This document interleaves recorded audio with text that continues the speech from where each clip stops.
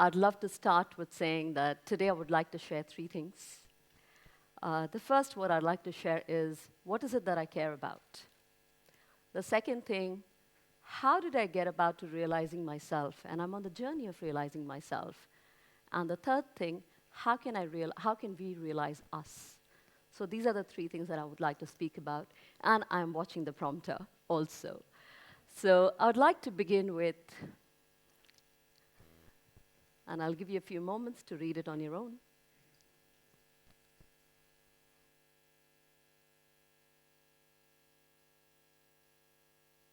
And you've taken a few moments. I'm going to invite us on your own to really feel this, to feel that wholeness, to attune into that part of you which really knows, because we know we're whole. We know that deep inside. So attune into yourself. I'm a complete and perfect part of the whole. I carry the essence of this mantra within and meet the world in joyful abandon. And as you attune into this, if you may, it's only an invitation. If you would like to put your hands together in a namaste and just offer this namaste to anyone who's sitting next to you. Because the essence of namaste is really this: the divinity within me, the wholeness within me, meets the divinity within you, the wholeness within you. So that's really the essence of the namaste that many of us know now. And with this, I'd like to begin. What is it that I care about? This is what I care about. And Christine just ended. What's this Western and what's this Eastern? Are we not in a time that we are evolving our consciousness, that we can truly uncover wholeness? Because what is it? How are we really different? Definitely yes. But what's truly important is that we are truly one.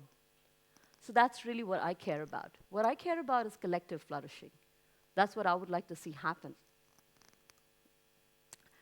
And this is how I launched Synergy Holistic, and I put it up here, not to promote myself, but to really, I'd like to make an invitation today. When I say something, please don't go for the words, but I trust you can listen to the essence of what I'm saying. And I trust that. So it's energize, empower, and enlighten. Why do I care about this? As a medical doctor, what I saw is a lot of disease. As I started to work in organizations, what I saw is a lot of disengagement. And when I met many, many people, what I experienced was disillusionment with the disconnection that we have within ourselves, with each other, and with the world at large. So that is what I care about. How do we bring energize, empower, and enlighten? And therefore, I launched this with great humility and prayers for people to join me in this collaborative, which is a worldwide well-being collaborative. Because for me, well-being is loving connection with self, each other, and the world at large. To really recognize that wholeness, that's what I truly care about. And what is this? So this is about realizing myself.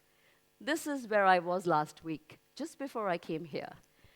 This is in Uttarakhand, this is in northern India, this is very near the Himalayas, and it's a beautiful river, and this is where I spent a week. And how come I landed there? Because I took that time off to really feel my entire journey. And to tell you in all truth, this is probably the first time that I'm going to experiment sharing a really large part of my life, which has truly been the crucible for my transformation, and which is here. I'm an enough parent. I'm not a single parent. I'm an enough parent. So this is last month, a few months ago. This is last month. And why do I put it? Not because my children are special. My children are as ordinary and as extraordinary as yours or anybody else's. But why is this important? Because it's an important part of my life. So this is last month when both my kids left India to move abroad. My son now is at Toronto University, and it's just yesterday. My son is gifted, and he's got learning disabilities. So he's twice exceptional. It's been a struggle for him at school in every possible way. But yesterday was the first day that he went to the accessibility department and advocated for himself without shame, without guilt. And that's a first for me. And I really feel tender about that. And that is my daughter. This is her picture from today morning. She's at the UNCDF now, and she's in New York. But she's had a difficult time because she was the activist, and she was fiery. And she sat in the principal's office 70% of her school life. And she told the principal, why don't you change the couches? I'm bored. Why don't you change the magazines that you get here? I'm bored of these. Why don't you get something new? And he's like, do you realize this is punishment? Oh, you didn't, nobody told me that. So this is how, and why is it important? Why do I share this? Because this is 2022, but this is not where we were in 2008. In 2008 is when my daughter was 8 and my son was 5. I was on the streets of Mumbai with $2 in my pocket and with 2 kids in my tow. And that is something that I never saw coming. I had an extremely successful, beautiful love marriage for 10 years. And it was till it wasn't. Yes. And what was really the crucible is my ex-husband was a C-suite executive, really doing well. I had traveled the world. I lived everywhere. I know what money can buy, and I know what power can do. But he really went through burnout, and then he was unable and not capable really to continue or sustain the marriage or fatherhood. And that's when he asked for a divorce, which I didn't see coming. It was a shock, because I got married at the age of 26, and for 10 years, I had decided to dedicate myself to being a wife, to being a mother. And the day I was going to turn 36, which is September, and my birthday is this weekend, is when he says, that is it, it's over. And I thought, when am I going to begin my life? But that's how life works out, right? And so therefore, it is really important for me that this is not where we were 14 years ago. So what is it that happened between 2008 and 2010? These were 2 years where everything that I had seen or I had believed came tumbling down, and everything was just upside down. Everything that I had worked towards was just over. I had nothing to call my own, but I had 2 kids. And so I said, I'm an enough parent. And so what? But I can begin from where I am, and that is where I begin. I'm not going to get into the whole story of 2008 to 2010, but what I will say, what is it that really helped me? I love the science, and being a physician, for me, science was always there, but I was seeking something deeper.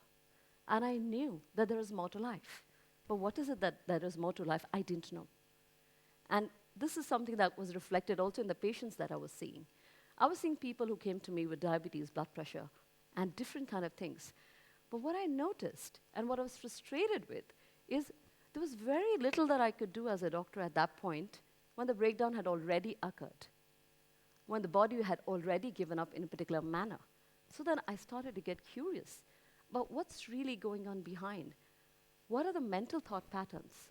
What are the feelings that are unexpressed or maybe really not acknowledged? And what's really the spiritual reason behind this?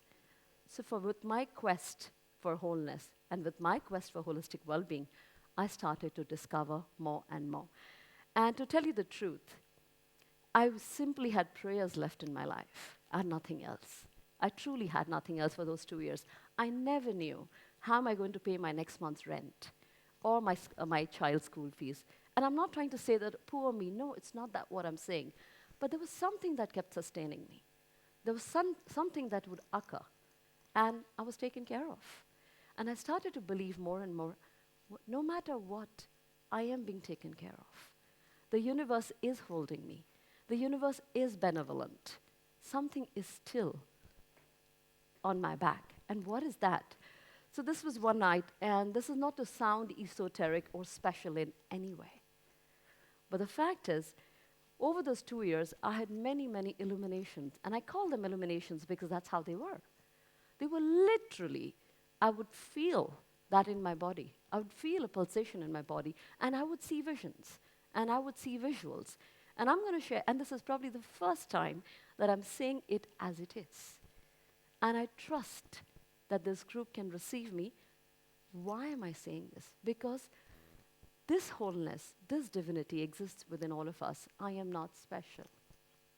So I want to share what is it that I saw, and it was a complete picture of well-being that was downloaded to me. Yes, I'm using the word downloaded because I don't have a better word. So I'm going to share that, and I know I do have 5 minutes. But this is what was shared with me. And I'm going to share what is this. So let's look at the upper half. And for me, it completely opened my eyes to what truly is holistic well-being. What is it that physical well-being, I was really at a low because I couldn't eat, I couldn't sleep. I'll tell you how it showed out in my life. I was not eating, I was not sleeping, I was really at a low. And I know that we've been using our body as a means towards productivity. What more can I get from my body? Yeah? How can I really, sacrifice my sleep, sacrifice my exercise, sacrifice everything that really makes me me? But because I got to work, I got to get stuff done. And yes, I was also on the same rat race. Relationship. I had no intimacy. I had nobody that I could call my own then. But I had relationships which were more convenient. What is about social? I had lost all my social standing. I had nothing to call that, oh, this is who I am, and this is what I have, because I had nothing. So the status and power, I lost that all. Profit and loss, oh, forget about it. I was struggling for the next month's rent. So I did not have wealth. I did not have, and position of power, performance, I did not have a place where I could go and express myself. Yes, I am a doctor. And when I started that, okay, I've got this, let me start practicing. But when I started practicing at a clinic, what hit me, who am I to tell somebody how to lead their life? I'm such a failure. I mean, I don't know how to take care of myself. What am I going to tell somebody else? And it was haunting. And then I knew that there was another way. Probably there's something else that's calling me. So this is where there was no place that I could express myself. And I had no power in my life then. But what I really saw when I started to meet more people, this is how people are gauging their own well-being.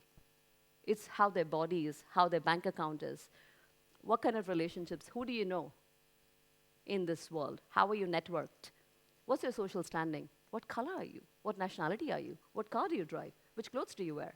Where did you travel? Where was your holiday?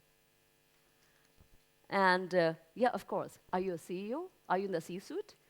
Are you a VP level? So what's your corporate ladder? And I recognized that this is how well-being is being measured, almost everywhere that I saw. And it was not enough for me.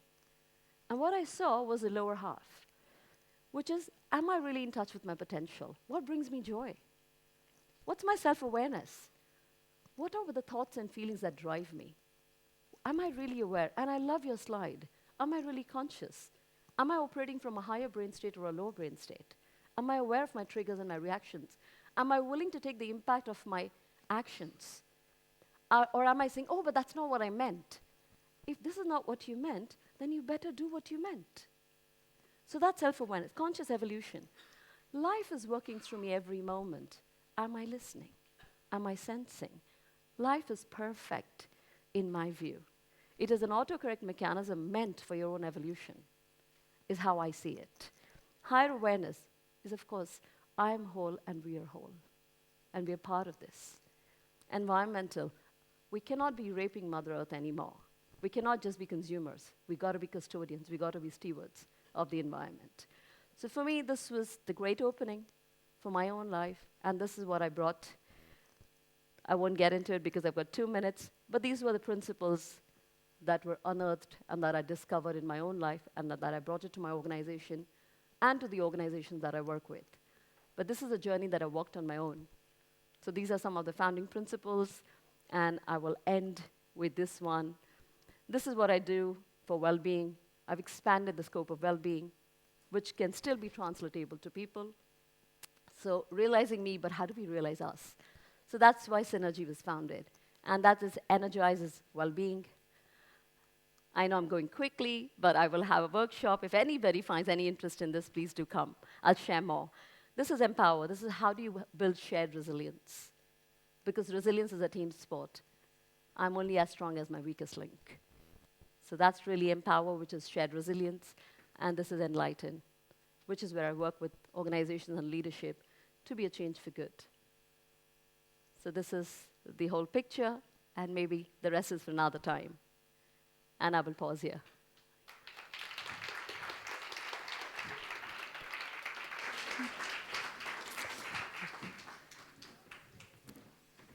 Thank you, Samata.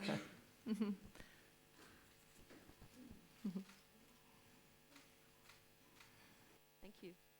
Thank you so much for Samata for not only your sharing all of things, but also how you did it about your children. And I felt such gratitude for hearing you. So why don't we take a moment, ladies and gentlemen, we just close our eyes. Invite you to feel that your feet are really on the ground. Feel the floor underneath you, even the core of the earth if you can. And then feel that you're actually sitting on the seat. So you touch the chair underneath your thighs. Take a little breath.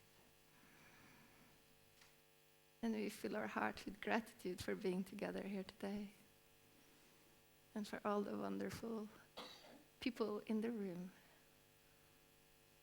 And all the potential, all the struggles we have gone through. And all the beauty we have yet to experience. Thank you. Thank you. Thank you.